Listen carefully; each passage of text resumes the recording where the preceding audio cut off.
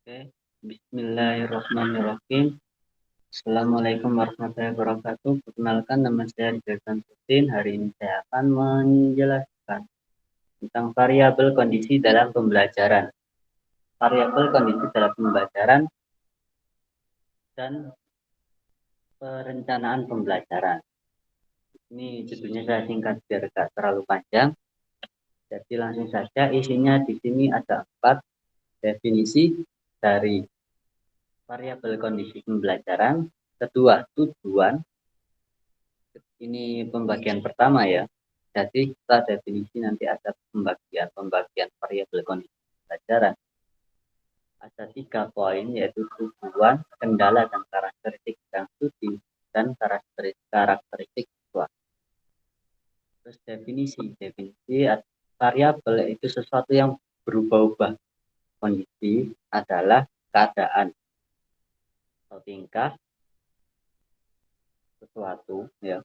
Pembelajaran adalah proses belajar, sehingga dengan 3 definisi dari kata tadi, maka bisa ditarik kesimpulan bahwa definisi dari variabel kondisi pembelajaran adalah keadaan obat ya yang dapat mempengaruhi metode pembelajaran, sehingga nanti ketika variabel salah satu dari variabel ini berubah, metode pembelajarannya pun nanti ikut berubah, entah dari segi tujuan atau dari segi karakteristik dan kendala atau dari segi karakteristik siswa yang diajar. Jadi ada 3 tadi yang merupakan variabel kondisi suatu pembelajaran. Yang pertama yaitu tujuan. Aspek tujuan pembelajaran ini ada 3, yaitu pengetahuan. Ketika seorang belajar, maka dia harus tahu, mendapat satu pengetahuan baru. Nah, dari pengetahuan tersebut nanti dituntut untuk memiliki keterampilan mengaplikasikan pengetahuan tadi, mengetahui fungsi. Yang terakhir, sikap. Jadi tidak hanya bisa untuk melakukan pengetahuan, tapi dia juga melakukannya di kehidupan sehari-hari, sehingga pembelajaran atau ilmu yang dia dapat itu bisa bermanfaat di kehidupan sehari-hari. Yang ketiga, kendala dan karakteristik bidang studi. Setiap bidang studi itu unik, memiliki karakteristik masing-masing, sehingga yang memiliki masalah masing-masing. Setiap bidang studi memiliki karakteristik yang berbeda. Setiap bidang studi tidak bisa disamakan dengan yang lain, sehingga ketika memiliki kendala, solusinya pasti berbeda meskipun kendalanya itu sama. Ada misalkan pas jam matematika tidur, sama orang yang pas jam olahraga tidur. Nah, ini solusinya berbeda.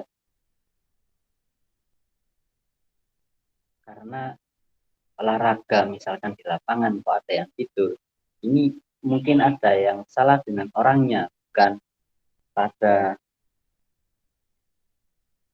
sistem olahraganya. Karena olahraga itu mungkin karena orangnya sudah capek, sehingga mungkin bisa dicarikan solusi lain. Tapi kalau matematika tidur, nah mungkin bisa jadi itu pembelajarannya membosankan sehingga membuat orang tidur. Maka di sini kan solusi di antara keduanya itu berbeda. Terus efisiensi dan efektivitas dalam menangani kendala ini harus mempertimbangkan asas efisiensi dan efektivitas, sehingga tidak hanya hemat waktu, tapi juga hemat segalanya, sehingga bisa. Terus karakteristik siswa. Jadi metode pembelajaran ini juga bisa berubah ketika yang diajar juga berubah. Misalkan mengajar penjumlahan di TK, SD, SMP, dan SMA. Ini kan materinya sama. Tapi karena karakteristik dari yang diajar itu berbeda, anak TK, SD, SMP, SMA, ini maka cara penyampaiannya juga berbeda. Mungkin kalau SD mungkin 1 tambah 1 pelan-pelan, terus 1 bulan lagi ditambah puluhan, minggu depannya lagi jadi ratusan. Nah, tapi kalau SMA mau diajar 1 tambah 1 sama dengan 2, itu kan kayaknya sudah bukan levelnya. Kita harus di atas di atasnya, sehingga kalau materi penjualan mungkin sampai jutaan pun dalam sehari bisa kalau anak. Nah, jadi bukan hanya karakter lainnya, ada 3 poin: bakat dan minat, yaitu ketika memang siswa itu berbakat dan minat di suatu bidang, kan mungkin bisa kita kasih materi-materi yang advance. Tapi kalau bakat dan minat dia di yang lain, misalkan ada anak bakatnya musik, tapi sampean paksa, sampean kasih advance matematika, ya ya sudah, terima saja itu. Mungkin dia akan penuh dengan matematikanya, sehingga bukan menambah baik, tapi akan tambah turun atau motivasi belajar. Ada orang yang malas, ada orang yang tidak malas. Nah, ada orang yang rajin, sehingga mungkin untuk yang rajin cuma diberi arahan-arahan sedikit bisa. Tapi kalau ada orang yang malas ini, cuma diberi arahan, mungkin ada kemungkinan untuk diabaikan arahan tersebut, sehingga memang perlu dikasih dorongan yang lebih daripada orang-orang yang rajin.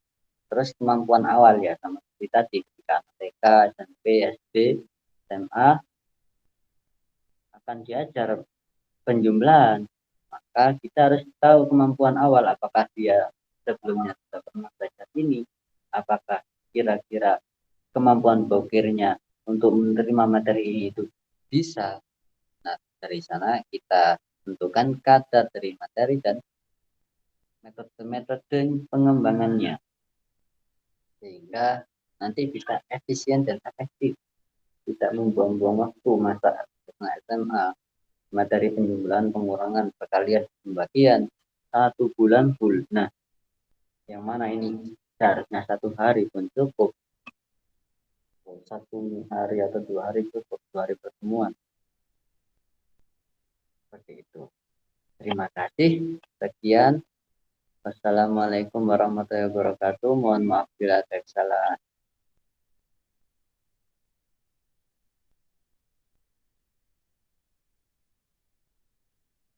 Oke,